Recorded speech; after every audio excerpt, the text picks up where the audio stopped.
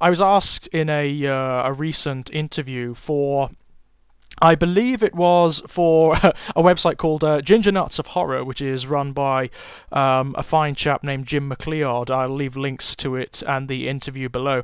I was asked, what lessons have you learned? What is the most important lesson you have learned during your development as a writer, and as a result of the writing and publishing of various short stories and whatnot? My answer was uncharacteristically, but perhaps somewhat classically right wing, in the sense that it is one that is designed to shatter romanticism, delusions surrounding the act, the craft of writing.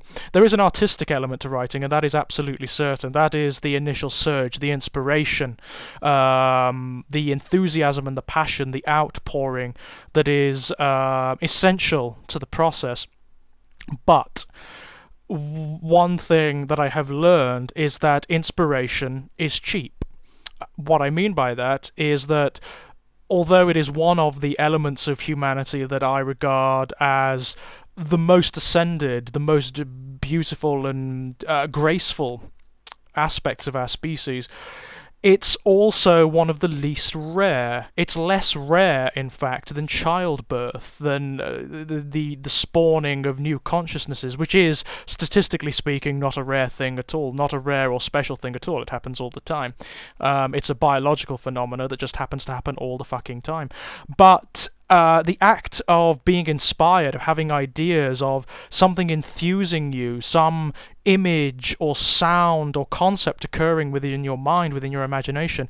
Human beings do that every second of every moment, waking and sleeping, conscious or otherwise. We do it all the time. It is not a rare thing.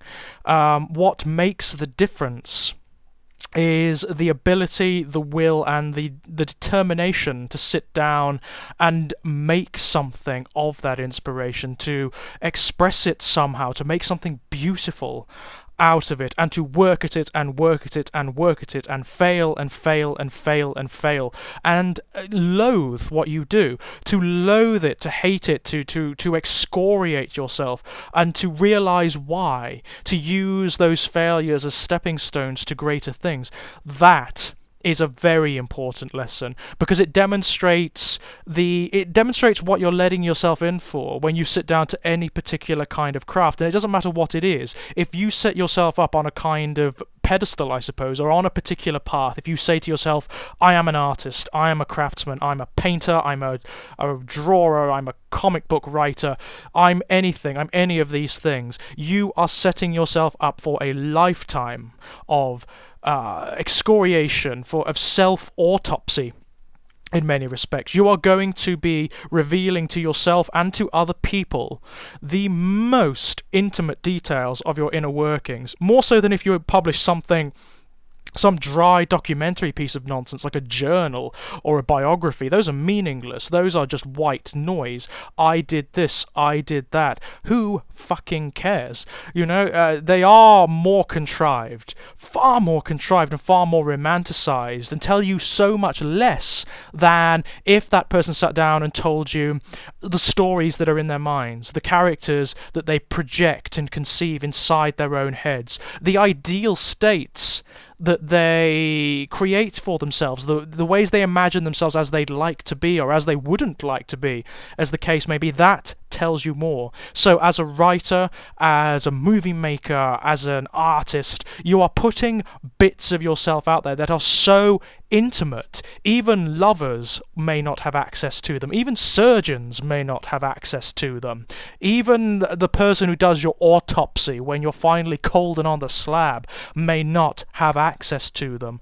You are flaying yourself naked, climbing to the top of the highest spire and shrieking and singing, look at what I am, look at me, am I not wondrous, am I not beautiful, am I not terrible and grotesque, and all of these wonderful things.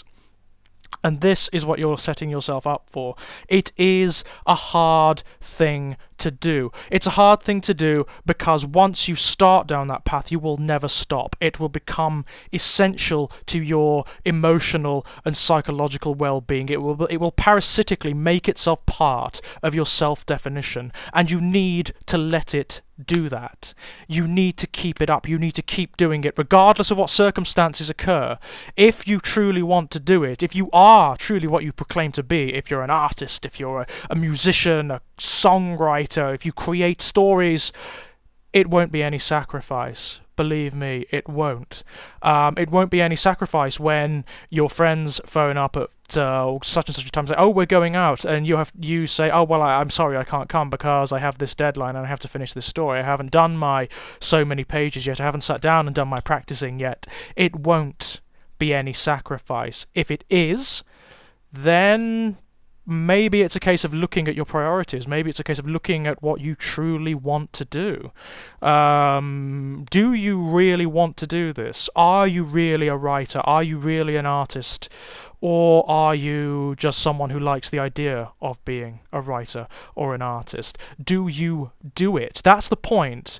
The self-application or the application by others of you being whatever is meaningless. The only thing that defines it absolutely is if you do it. A writer is someone who writes. A singer is someone who sings. A painter is someone who paints and does it consistently all the time.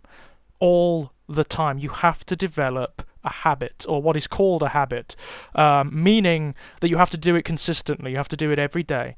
When I first started doing this seriously, I've been writing all my life and creating stories all my life, but I started doing it seriously when I was I'd say about 13. Between the ages of 13 and 15, I started doing it seriously, when I really thought I could create something meaningful, when I could match inspirations and arts and crafts with the big guys, you know? Which I still do, by the way. That's when it started. And back then, I could only do 4 sides of A4 a day. So that's what I did. I did 4 sides of A4 a day, and that exhausted me. This is another thing that people don't often realise. They think that it's easy. For some reason, they think that it's easy. It's not. It's really hard. It's really fucking hard. And it's exhausting. It's really tiring being in that mindset.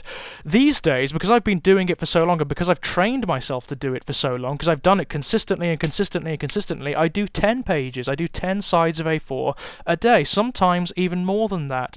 And I'll do other things as well around it. And that is also essential. Do not rely upon your art or your craft for your living.